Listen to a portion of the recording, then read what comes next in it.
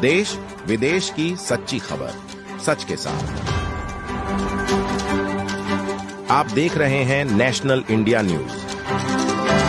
Gorumara national park जो एक सींग वाले दुर्लभ गैंडों के लिए विश्व भर में प्रसिद्ध है, इस समय गंभीर खतरे की स्थिति में है। शिकारियों की संभावित गतिविधियों को लेकर वन विभाग सतर्क हो गया है, पूरे इलाके में अलर्ट जारी कर दिया है।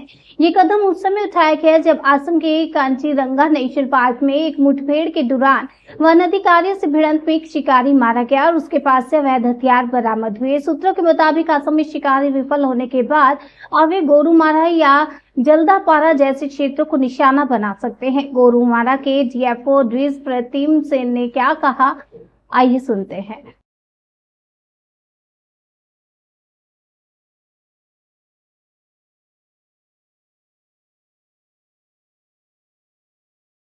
রিসেন্টলি একটা আসামের মধ্যে একটা ইনসিডেন্ট হয়েছে কাজিরাঙ্গার অ্যারাউন্ড, যেখানের মধ্যে পার্ক অথরিটিজের সাথে সাসপেক্টেড রাইনো পোচার্সদের একটা এনকাউন্টারও হয়েছে ওখানের মধ্যে।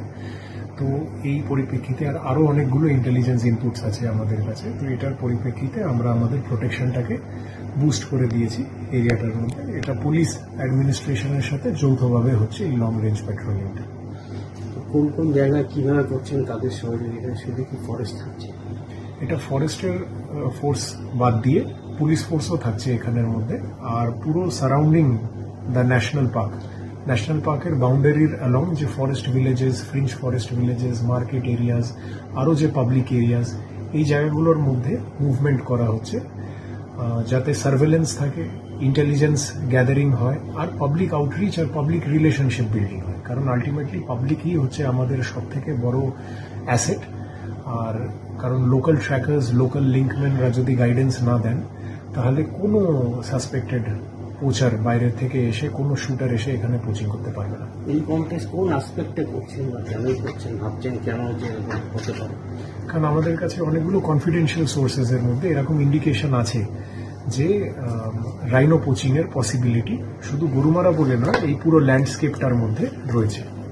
সেটা কি আসামে কোনো ইনসিডেন্ট হচ্ছে তার অ্যাসপেক্টে? সেটার পরিপ্রেক্ষিতে সেটা হচ্ছে একটা বড় রেড ফ্ল্যাগ।